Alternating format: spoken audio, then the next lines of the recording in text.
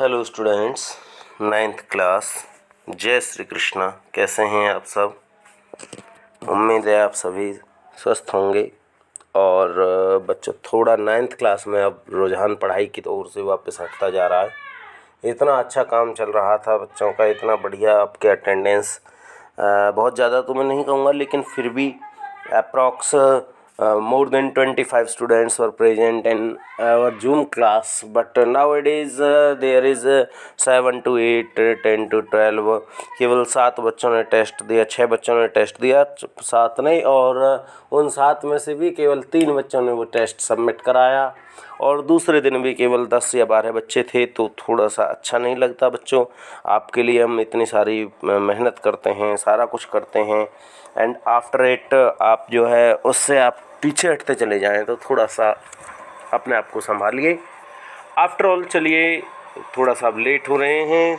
Chapter का नाम है ग्रेविटेशन। मैंने स्टार्ट किया हुआ है। ग्रेविटेशन में मैंने आपको बताया, इसकी एक थोड़ा सा फास्ट स्टडी में दे रहा हूँ। ग्रेविटेशन में आपको बताया ग्रेविटेशनल लॉ, जो कि क्या कहता है, Gf = Gmm/r²। ये मैंने आपको बताया, और स्मॉल जी और कैपिटल जी में रिलेशन बताया, और स्मॉल जी और कैपिटल जी में रिलेशन बता करके आपको स्मॉल जी की वैल्यू निकालनी सिखाई। और इसके अलावा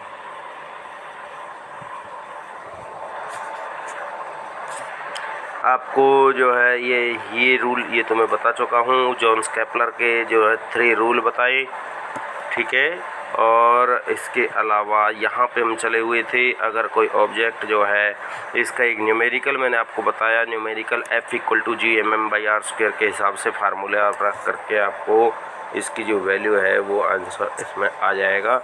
तो इस तरह के इसके जो न्यूमेरिकल बताए। और आगे इसी में है इम्पोर्टेंस ऑफ लॉ। वेट क्या होता है?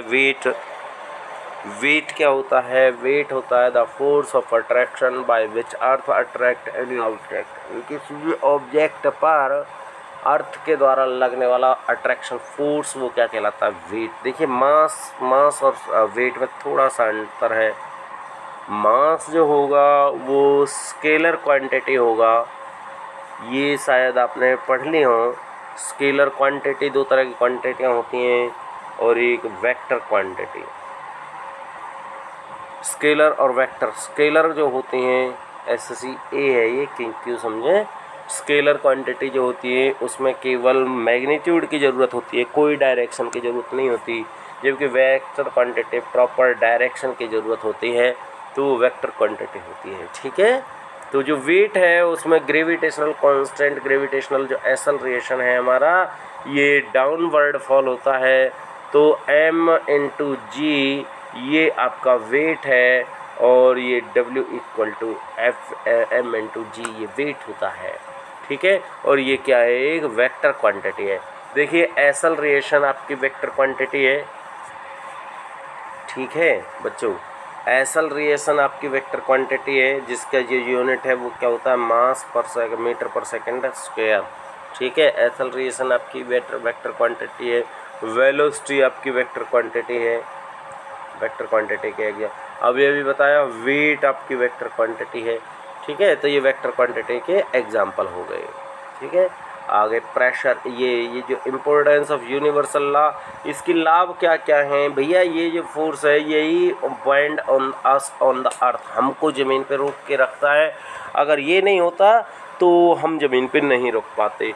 और दूसरे के बाद में जो प्लेनेट जो सन के अराउंड मूवमेंट करते हैं, ये भी इसी के कारण करते हैं। तीसरी बात, जो मून है वो जो है सन के अराउंड, अर्थ के अराउंड जो है मूविंग करता है। तो ये सारे जो प्लेनेट में जो आपके जो डिफरेंट प्लेनेट हैं वो अपने स्पेशल ऑर्बिट्स में मूविंग करते रहते हैं, वो इसी के कारण होता है। इसी के कारण जो स्टार्स हैं वो अपना स्पेस में लटके हुए रहते हैं। तो ये सारी चीज़ हो गई इसमें। इसके बाद प्रेशर की बात आ रही है। प्रेशर क्या होता है? प्रेशर होता है फोर्स पर यूनिट एरिया। किसी प्रॉपर एरिया के ऊपर हम जितना फोर्स डालेंगे वो प्रेशर कहलाएगा। डेली लाइफ में हम ऐसे बहुत सारे एग्जाम्पल देखते हैं, बहुत सारे सिंपल क्वेश्चन होते हैं नॉर्मल जीके के, कि भैया आपने देखा होगा स्कूल बैग है, स्कूल बैग में जो हैंडल होते हैं, जो उसके डोरियाँ होती हैं वो कैसी होती हैं, स्ट्रिप, वो थोड़ी ब्रॉड होती हैं, चौड़ी होती हैं। अगर उस चौड़ी डोरी की अपेक्षा अगर पतली डोरी बना करके और दे दिया जाए और स्कूल बैग को, तो व्हाट हैपन, तो क्या होगा, उसका जो एरिया है वो क्या हो जाएगा, डिक्रीज हो जाएगा। एरिया एक डिक्रीज होने से जो है प्रेशर इंक्रीज हो जाएगा, क्योंकि फोर्स तो उतना ही लगना है और जो प्रेशर है वो इंक्रीज हो जाएगा। तो ज़्यादा प्रेशर इंक्रीज होने से जो है हमारे हाथ में, पैर में या कंधों पे जहाँ पे हम उसको लटकाएंगे वो ज़्यादा दबाव डालेगा। ठीक है, तो प्रेशर इंक्रीज हो जाएगा। चलिए प्रेशर की यूनिट देख लीजिए। मीन प्रेशर, फोर्स की यूनिट है न्यूटन, एरिया की यूनिट है metre square, newton by metre square यानी पास्कल कह सकते हैं हम। प्रेशर की यूनिट क्या है, पास्कल। ठीक है, पास्कल। आगे आपका जो है आर्किमिडीज लॉ होता है। आर्किमिडीज लॉ क्या कहता है,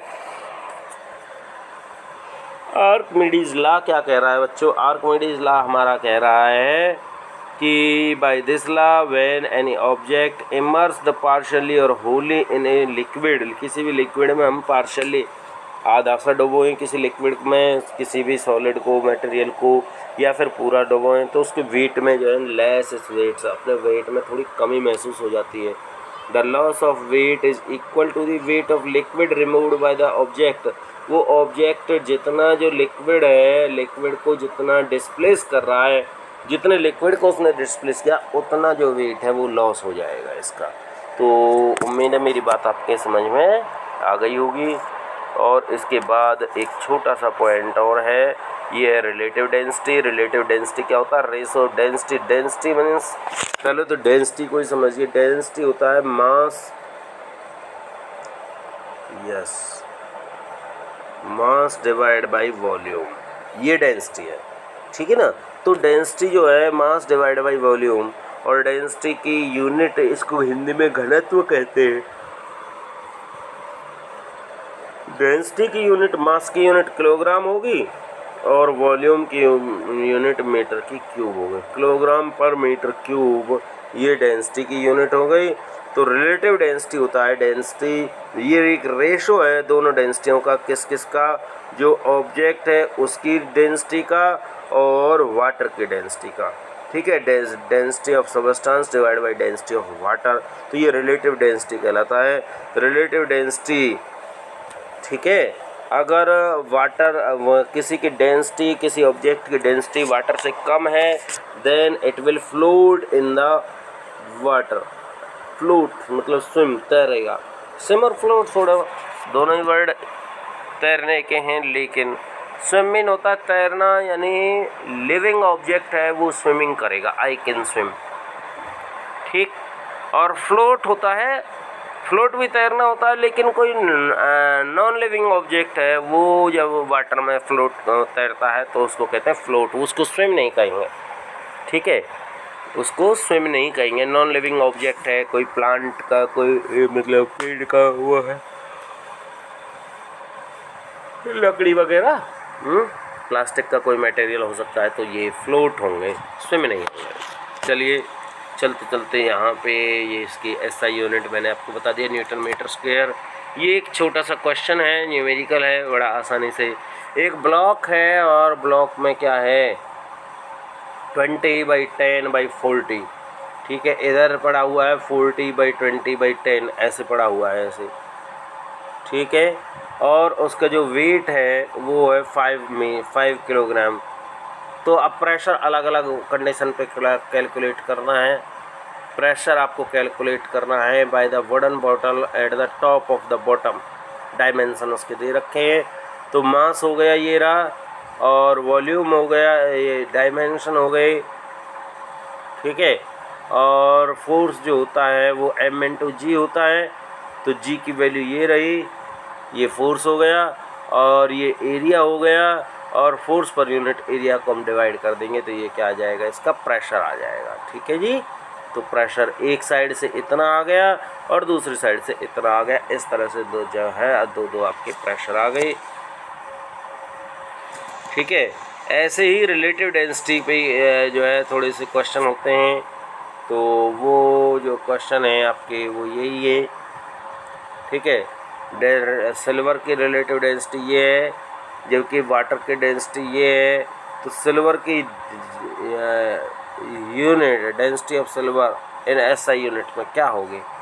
तो density of silver by density of water equal to relative density आपकी दे रखी है ये रही, और वाटर की डेंसिटी दे रखी है, तो इनको आपस में क्या कर देंगे आप मल्टीप्लाई कर देंगे, और डेंसिटी की यूनिट मैंने आपको बता दी है, किलोग्राम पर मीटर क्यूब होते हैं।